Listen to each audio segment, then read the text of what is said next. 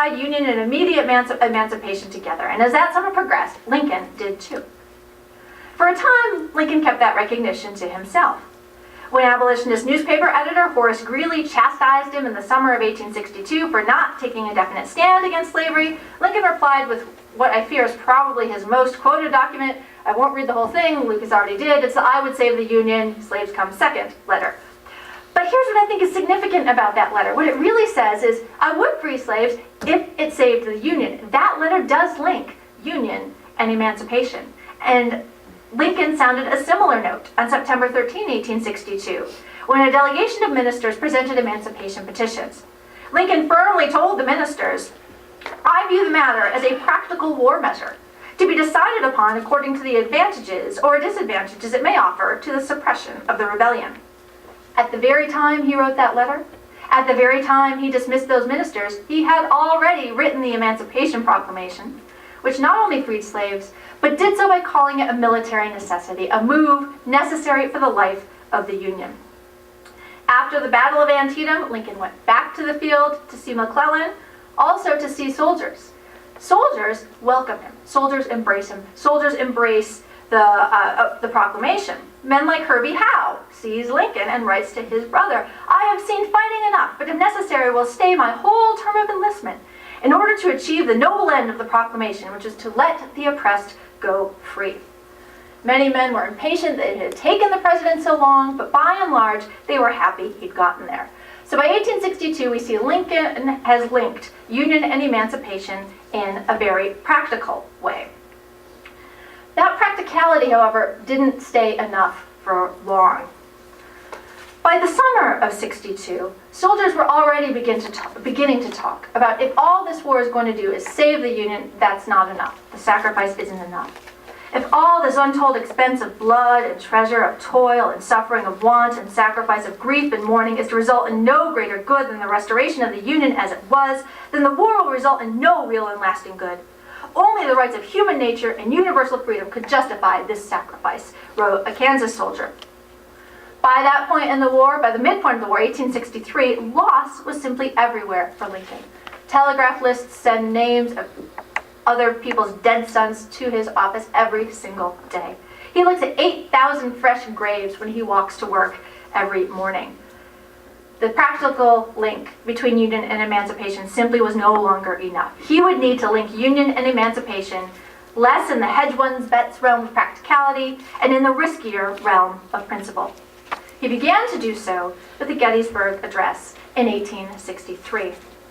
That address begins, as do many of Lincoln's speeches, with reference to the founding. He begins with reference to a nation conceived in liberty and dedicated to the proposition that all men are created equal. He's talking about the founding, but not in a simply practical way. He begins in the realm of transcendent idea, and he ends with the idea that government of the people, by the people, and for the people shall not perish from the earth, but could only be achieved through a new birth of freedom. He's hinting, in other words, by the end of 1863, at a principal link between Union and emancipation. I just got the 4-minute sign, so I won't read you all the soldiers who said the exact same thing a year before Lincoln, but they did, and that's why they liked him so much.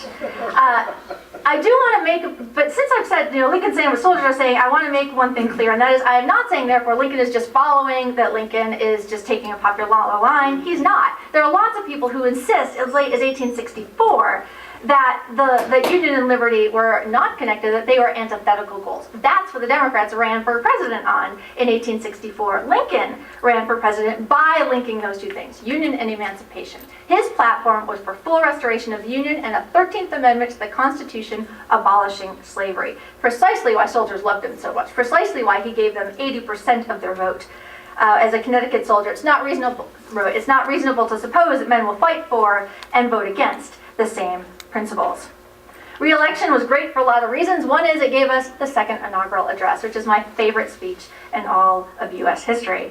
That speech, again, says the same things that soldiers have been saying by that time for 2 years. That speech, again, is saying that just linking Union and emancipation practically is not enough, that we have to link them in the realm of principle. If we shall suppose that American slavery is one of those offenses which, in the providence of God, must needs come, but which he now wills to remove, and that he gives to both North and South this terrible war, as the woe due to those by whom the offense came, shall we discern therein any departure from those divine attributes which the believers in the loving God always ascribe to him? Lincoln made sense of the war like soldiers did.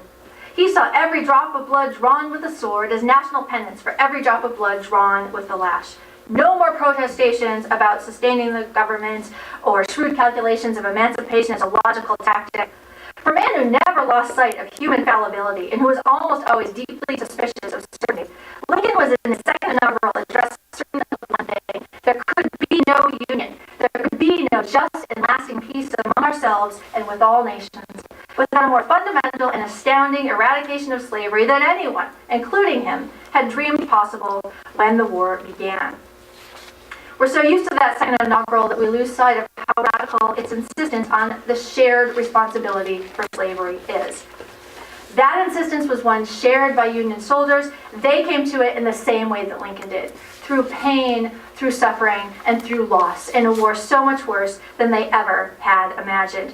They loved Lincoln because he made that journey with them, not on his own. None of these points diminishes Lincoln's greatness. None of these points denies his leadership. There is no question in my mind that union and emancipation depended on Abraham Lincoln.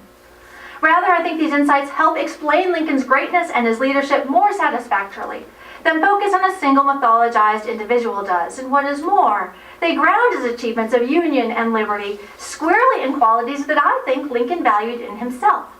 He was a man who genuinely had faith in the people, who truly believed in the importance of public opinion, and who was proud of what he saw as an ability to understand others.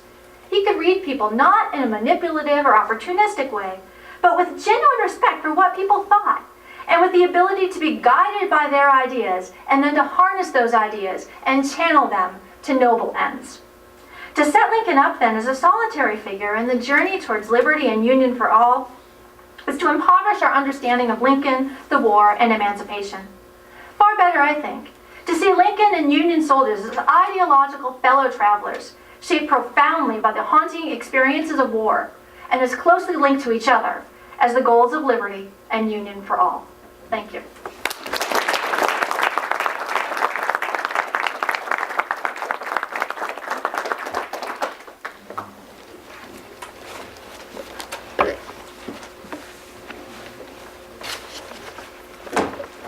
Great. All right. Thanks.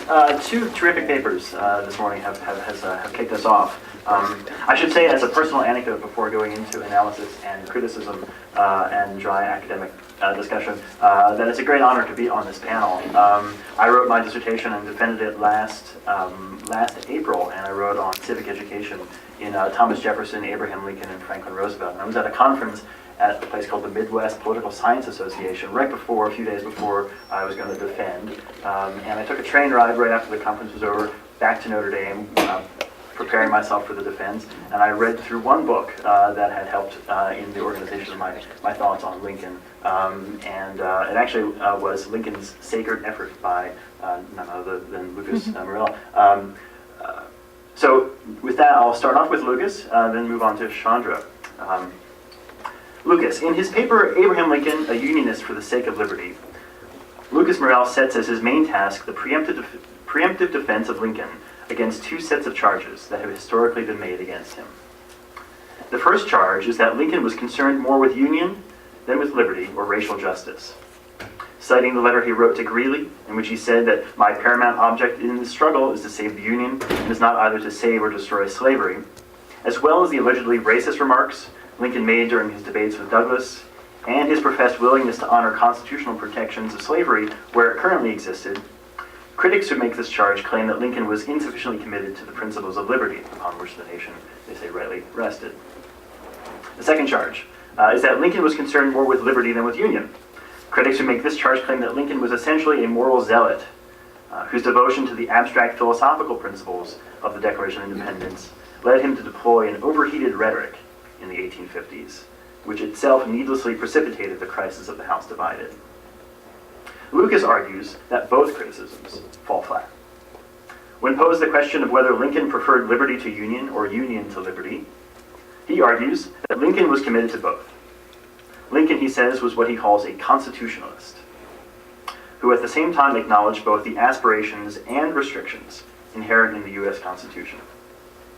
Acknowledging the aspirations in the Constitution, Lincoln argued that liberty, the so-called apple of gold in the frame of silver, was the end or purpose of the Constitution. The Union and the Constitution, which organized it, existed for the sake of that end, liberty. As Lucas puts it, even though he, Lincoln, was a devoted Union man, he understood the Union, and thus the Constitution, as a means to a higher end, namely the protection of individual rights. Acknowledging the restrictions in the document, though, Lincoln was not in a position to simply and directly pass laws to protect individual liberty in the case of slavery, but had to respect the various protections of slavery in such provisions as the Three-Fifths Compromise and the Fugitive Slave Clause. So the central claim that Lucas makes in his paper is that for Lincoln, liberty and union were not ultimately two opposing goods. While liberty was the lodestar of the system, union, or as Lucas subtly puts it, the particular kind of union, with its particular kind of constitution that Lincoln embraced, symbolized a national common devotion to certain principles of self-government that Lincoln believed gave promise that in due time the weight would be lifted from the shoulders of all men. For Lucas's Lincoln, then, liberty and union were inextricably linked. There is much to praise in Lucas's argument. Above all, Lucas helps us to see how, for Lincoln, union was not simply a philosophically and spiritually dead legal arrangement in which the individual states remained interlocked with one another, but at one and the same time both the best means for the preservation of human liberty and at an even deeper level, a moral commitment in itself.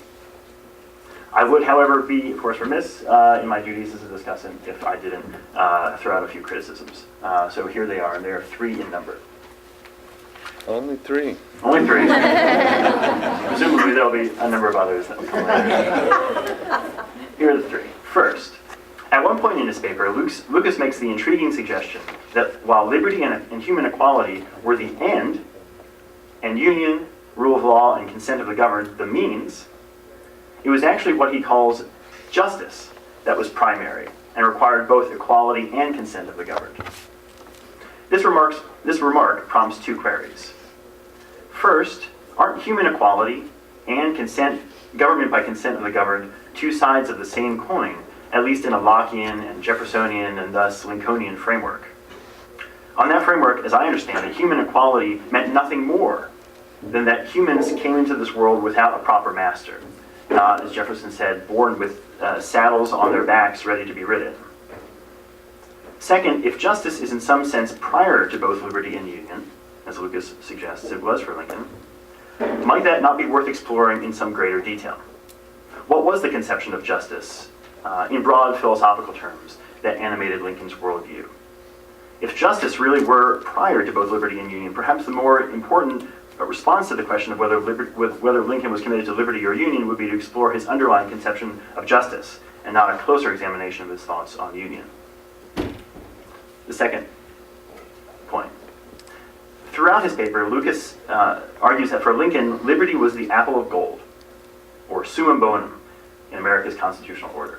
Liberty is the end. While this may have been Lincoln's understanding, Lucas might do well to reflect upon the various ways, either here or elsewhere in his work, in which this is perhaps something of an oversimplification, perhaps useful for the purposes of abstract categorization, but not as faithful, perhaps, to the actual historical record as might be useful.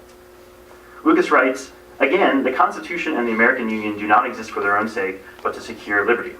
As the Declaration of Independence says, that to secure these rights, governments are instituted among men, deriving their just powers from the consent of the governed.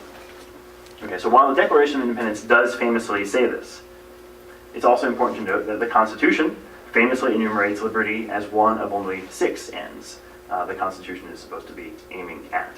Liberty is one of them. It's not the only one. Hamilton, in his first essay in the Federalist Papers, says that the proposed Constitution exists for the sake of your liberty, your dignity, and your happiness.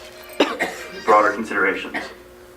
John Jay asserted in Federalist II that the Constitution had been proposed for your political prosperity. And James Madison famously declared in Federalist X that among the proper concerns of government protection was not only the rights of individuals, but also what he called the permanent and aggregate interests of the community. While this too could be said to be mere proof texting, it would seem to be important to make sure that while trying to get clear in the contours of Lincoln's thought, we take some time to determine whether he was in fact correct in his evaluation of the ultimate purposes of the U.S. Constitution. Liberty, undoubtedly important among those purposes. The only one? Maybe not. Third, Lucas advances the claim that Lincoln was a constitutionalist, respectful at the same time of both the Constitution's aspirations and restrictions. He does not, however, specify the nature of those aspirations or restrictions precisely, nor exactly how they relate to one another. Since his purpose in the paper was to explicate the thought of Lincoln, this may well have been fallen beyond his purview. But to further explore this elsewhere would likely be somewhat worthwhile.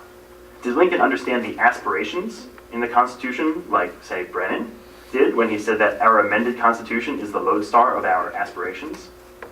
And why exactly did constitutional restrictions trump the pursuit of those aspirations, as they did in the case of slavery?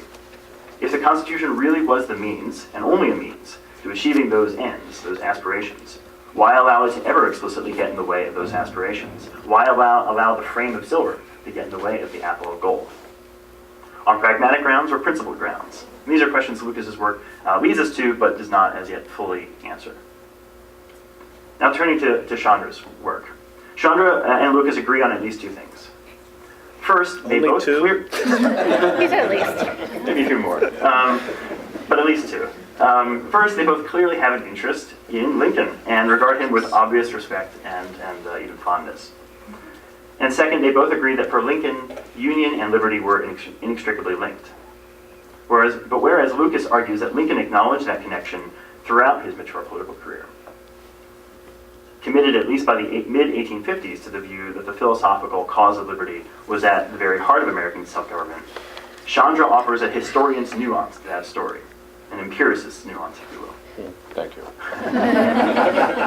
According to her account, Lincoln, by the time of the second inaugural address, saw this connection between union and liberty. But, as she argues in her paper, he did not always see the two as quite so inextricably linked. Rather, it was, as she just said, the events of the war, and in particular the feelings of abolitionists, slaves, and above all, the Union soldiers, that led Lincoln gradually to the position that he eventually adopted in the second inaugural. And as we just saw throughout her paper, Chandra traces the steps she sees Lincoln taking in coming to link union and liberty. And as I see it, there were three basic steps. First, for Lincoln, union initially came before liberty. And according to Chandra, union meant commitment to certain basic principles, principles of liberty and equality that were relevant to all of what she calls humanity, all over the world. Second, there was a connection that soldiers started to make between those abstract principles of union, liberty and equality, to the phenomenon of slavery. As a result of the war, as a result of contraband of slaves coming over to the Union Army, assisting them in their efforts, and sort of coming up against the savagery of slavery. Union soldiers first made this connection between the principles of union and the injustice of slavery. The third step in this narrative is that Lincoln comes along eventually, about a year after these Union soldiers. He's slower to the connection, and she explains why. His concern about the border states, his concern that immediate emancipation would be unpopular among many civilians, his doubts that blacks and whites after emancipation could peacefully coexist, his devotion to legal process, emphasis on legal and emphasis on process. He adopted a look before you leap approach that the soldiers were not in a position to adopt. But eventually he did come to the position that slavery needed to be emancipated, slaves needed to be emancipated and needed to connect that to the war effort. He always hated slavery, as Chandra says, but it was the difficulties in the war the difficulties in the war that led him to this conclusion, and then secondly, the efforts of three groups: Northern abolitionists, slaves, and above all, Union soldiers, that pushed him over this period to linking union and liberty. And then finally, these linkages start to develop with Lincoln in three steps. The Horace Greeley Letter, an initial linkage. Union and liberty are connected, she says, in this letter. Second, a utilitarian linkage at the Emancipation Proclamation. slaves should be emancipated, but only for the instrumental purpose of assisting the war effort, and not as a moral end in itself. And then finally, a principled connection. The losses in the war are so severe that a new approach is demanded beyond a merely utilitarian one. And this develops in his Gettysburg Address initially, and then comes to fruition in the Republican Party platform in 1864, and then finally in the second inaugural address. All right. As I gave Lucas 3 challenges or criticisms to reflect upon, I'll also quickly give 3 suggestions or criticisms for Chandra's work. First, second, and third: accuracy, causality, and implications. On the accuracy side of things, what are the various statements Lincoln made throughout the 1850s that Lucas cites that seem to connect, in Lincoln's mind, union and liberty?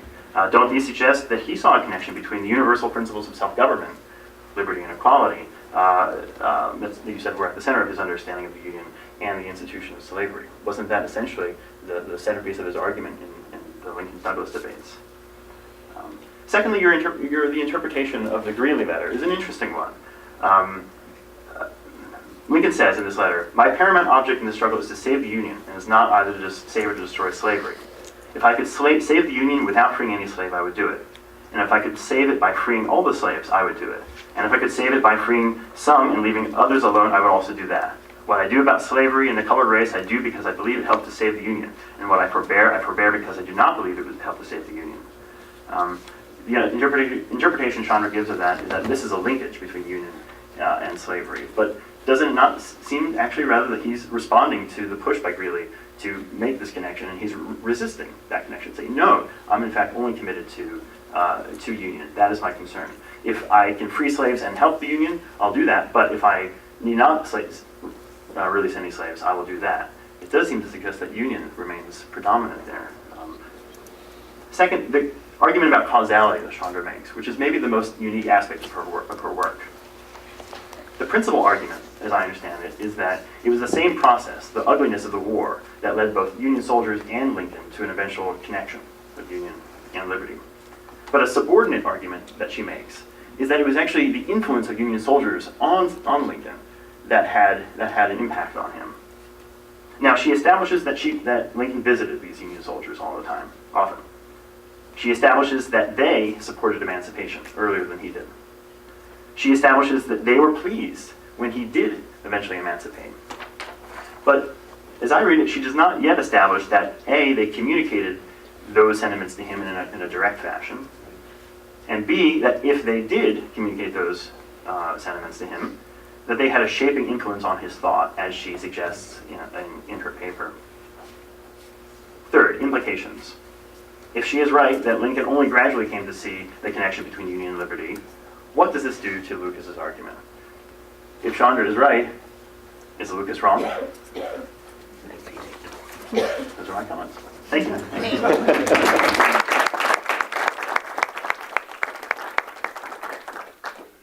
I would like to take this opportunity in the time remaining to us, and we do have some time, which is a good thing, for which I take full and absolute credit, to open the floor for questions to Lucas, to Chandra, and to Derek, and then we can explore some of these issues as the questions have been raised in our own minds.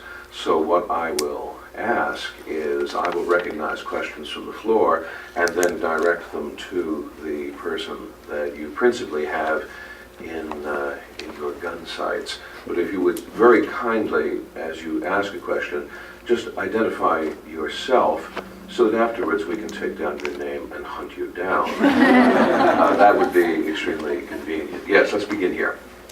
I'm John Eastman. I'm the dean at Chapman Law School, so I'll ask this question from a legal perspective. I'll direct it to Derek through you to the two of them, because take up your challenge on who's right or wrong. Because it seems to me, picking up on the question I had last night, they're both right if you understand the Greeley Letter properly. That it's not a question of Lincoln's commitment to the moral principle. It's a question of his legal authority to advance that moral principle. And once you understand that, both of their positions seem reconciled to me. I mean, is there some reason why you're not willing to go down that route? Well, That's a good question. As I understood Chandra's argument, Can everyone Yeah. hear?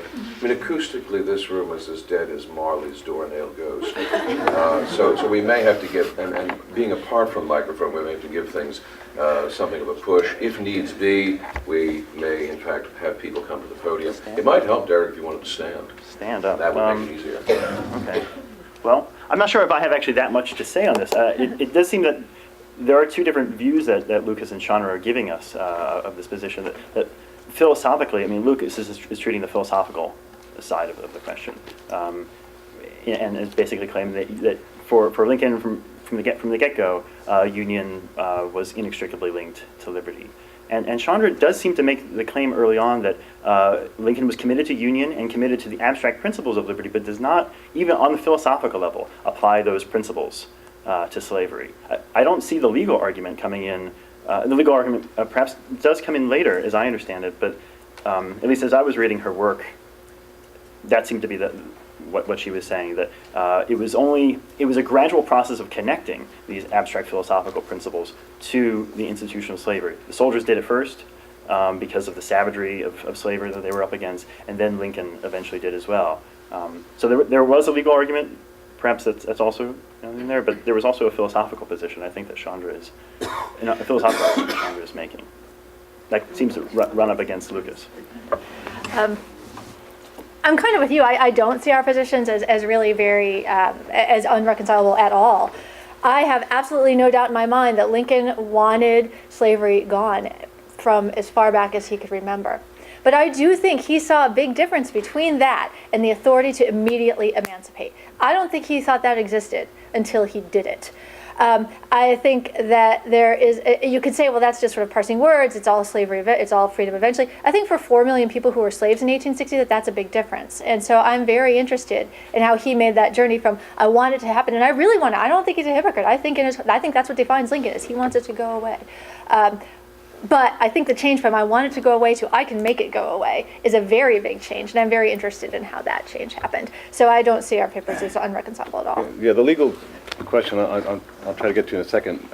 I wish everyone, I wish when people cited the Greeley Letter, they would at least cite the last sentences. That's the part I was talking about. He says, I have here stated my purpose according to my view of official duty. Remember, Lincoln isn't really giving this letter to Greeley. He doesn't even publish it in Greeley's paper. He publishes it in the National Intelligencer. Greeley's, the New York Tribune is a separate paper. So what Lincoln does, and in fact, he doesn't really, Greeley has all these real specific points, and Lincoln doesn't answer any of them seriatim.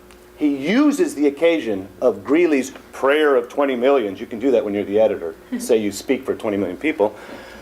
He uses the occasion of Greeley's public calling out of Lincoln in August 19th, 1862. You're not serious about freedom because you're not enforcing the Confiscation Act of Congress. You could have emancipated from day one. This is stuff Frederick Douglass was saying from the beginning. People say John Quincy Adams thought the president had that power. As soon as I get the pen, I can do it. That's what Lincoln is responding to. So what Lincoln takes the occasion to say, this is what the war is about, and he is not preaching to Greeley, he is preaching to America. And the distinction he makes to America, because he's trying to teach them how to be Americans. He's trying to teach them how to be self-governing people, which is to say, what you get, or what you should expect from government has everything to do with how you get it, the legal question. So what he says is, I've here stated my purpose according to my view of his underline, official duty. And I intend no modification of my oft expressed underline, personal wish that all men everywhere could be free. So if you want his bottom line, that is literally the bottom line of the letter.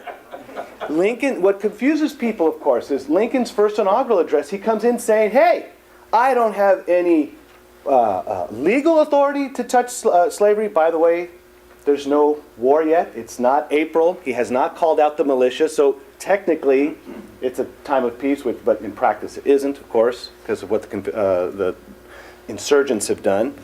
But in the first inaugural address, Lincoln, again, is trying to teach the country what his authority is and what it isn't.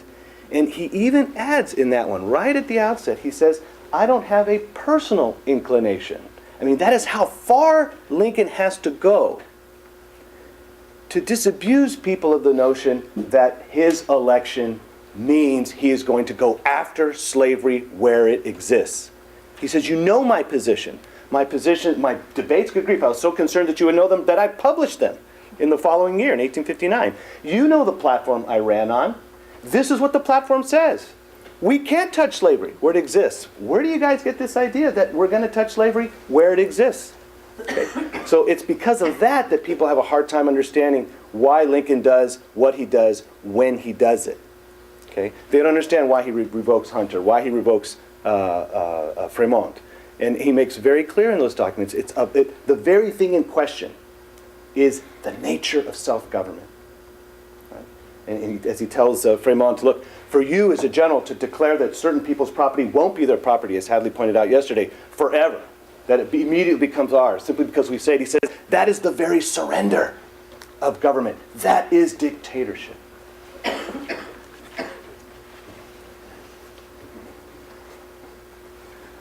I want to add one small footnote myself to the Greeley Letter, and that is one way in which we really don't understand the Greeley Letter is we read it in isolation. We look at the Greeley Letter as though the playing field that Lincoln was looking at when he woke up in the morning on August 22nd was a playing field of equal options. Mm-hmm. I can bunt or I can put on the hit and run. But that was not in fact the case. When he writes the Greeley Letter, he writes it in this apparently chilly way of saying, well, if I can emancipate some of the slaves and save the Union, I'll do that. If I can emancipate them all, I'll do that. If I'll emancipate none of them, I can do that. And he sounds like he's perfectly morally indifferent to the whole question of whether to emancipate or not. Please bear in mind that for 60 years previously, 60 years of Jefferson-Jackson domination of the presidency, 60 years in which the presidency had been in the back pocket of Southern slaveholding interests. Now, for a president of the United States to just blithely toss out the idea that, oh, yeah, I think I might emancipate the slaves. You could hear people clutching their chests and falling over on their desks, place after place, all through the day on the 22nd of August, 1862. Just the very suggestion that a president would even entertain the possibility is itself almost as radical a statement as one could generate in 1862. But again, that's the historian speaking, and I know that doesn't get a lot of purchase with political scientists. Speaking of which, I see like back in the corner Professor Arcus, so I will invite a question from him. Hadley Arcus, I'm an inmate at Amherst College. He's going to be he's tried several times to become a boat person from Amherst. Well, I'm here to claim sanctuary. Yeah. No, because I'm with Alan in this reading here, but I think the last line in the letter to Greeley is one of the things that most jarred me. That it's when one of the last things we cite. It's not really his personal wish. It is a moral judgment that he's trying to put at the center of the argument as the ground of the law. Yes. So it just doesn't compute that he would say at this moment, it's my really personal wish. And at the same time, I'll throw it back to you. I'm sure that Lincoln always absorbed the sense of what he could do legally, but my concern about John's question is that he was not loath to be quite explicit about his legal authority at different moments. I don't have the authority to do that. We can't reach. But he didn't invoke the legal authority here. So there must be something else at work. And I follow Alan on this. This is, he's still at a point where he's concerned about keeping the border states in. He can't make abolition the immediate ground for the fighting of the war without driving off Maryland, Delaware, Missouri, Kentucky. He's got to keep them in, but he knows that as they begin to lose sons and husbands in the war, that they'll be willing to strike at slavery as a war measure. But this is it's only about a couple months away from the Emancipation Proclamation, right? So I think Alan says, I read it as a prudential move. And at the same time, he's laying the groundwork for the next move. Yeah, I think what Alan's book does very well is shows the position of the Greeley Letter that year. Remember, that year, what had already happened? Right? What had happened in April 1862? What had happened in June of 1862? What had happened in January of 1862? There is a string of emancipatory pearls that Lincoln has been carefully putting together, not just in terms of policy, but in terms of rhetoric. What he is doing is trying to get a public to be able to receive a proclamation of emancipation when militarily necessary that would not land as a dead letter. So he needs a number of things to come together for that to happen. A successful major battle would be useful, right? But let me retrace this, right? In April, where is slavery banned? Not the slave trade, right? That was done in 1850. Slavery is banned in the District of Columbia. June. Dred Scott is still good law. Am I correct, John? In 1862, June. What does Lincoln do on June 19th, 1862? What court case? Right? He signs a bill banning slavery in every, not just D.C., every federal territory, in the face of Taney, who is still alive, right? In the face of a court that he has not yet packed, correct? That's true. So what is Lincoln doing that year? Right? What is he doing with the Greeley Letter? This is all of a piece, right, of bringing this country out of the war as best as possible, but bringing this country out of the war in a way where their understanding of what their duty is as citizens is clearer than it was when it began. And Lincoln is at pains. If he repeats anything over and over again, starting with the first inaugural, through Greeley, and through the rest of the war, is to teach people that there is a difference between their personal wish and what their officials do, and what their officials should do. And so I still would say here, Hadley, that in this letter, he is still trying to show them that difference. That what Frederick Douglass wants, Lincoln wants too, but how we get there, that's where the disagreements are. And Lincoln is trying to show that he's on the right side here, at least in terms of the means. I think we have time for one more question. I look in this direction. And please, go ahead, tell us who you are, and then direct your question. Thank you. Laura Brown, and I'm here in the Political Science Department of Villanova. So I am going to ask a very political sciencey question, which is, as you're looking at Lincoln as a constitutionalist, I'm highly sympathetic to your viewpoint in that respect. I'm curious how you would see sort of our move toward majoritarianism in this country in terms of allowing senators to be elected popularly, desires to abolish the Electoral College. How does that, changing those processes, those selection methods, would change fundamentally all that is in the Constitution? Honestly, and this may sound flippant, and I think this is somewhat Lincolnian, though. When those things happen, they are already following the shift in public opinion that has taken place. Though this is just window dressing politically. Mm-hmm. Okay, and what do I mean by that? We as a people have already accepted the fact that our representatives in the legislature who make the law never or rarely make reference to the Constitution as the authority for the actions that they take. We think that our rights are protected not by laws, but by court edicts. In other words, that shift, unfortunately, in my opinion, this of course is an ongoing debate among jurists, and John and Bill can speak to this better than I, but this is a shift that has already taken place. And so whether amendments are passed, whether electoral college is abolished, whatever, it already, in a way, doesn't matter if those things take place. Those would already, they would already ratify a shift in public opinion, which I think is a shift that's already away from what the founders intended. And for all of President Obama's much vaunted references to Lincoln and the founders, again, as I began today, I don't know if any of you caught the speech, I emailed it to the panelists at least, the speech that Obama gave at Springfield. All the commentators saying, oh, he got his groove back, this is a much better speech than the first inaugural, et cetera. But in the speech, it was all about union, union, union, union, union. Nothing about liberty. This was big in the inaugural, it's big in other speeches. What's important is that we're one, that we're together. It's only if we're together that we can do X. but he doesn't ask or teach us whether the X should be done and by whom. But the thing about the Electoral College, I mean, the Electoral College doesn't work the way the founders wanted it to work already anyway. I mean, we do a winner-take-all, and they never had that in mind. So the idea that there was this one thing the founders all agreed on, I think is sort of problematic. And that's actually one of the things I think Lincoln got very well, is that they disagreed pretty deeply among themselves, the founders did. So some of what we've inherited are their disagreements. The conversation together is, I think, in the spirit of the founders. But what he would disagree on this fundamental point is, and he says this in 1855, he said, on the principle of liberty, we are not what we were.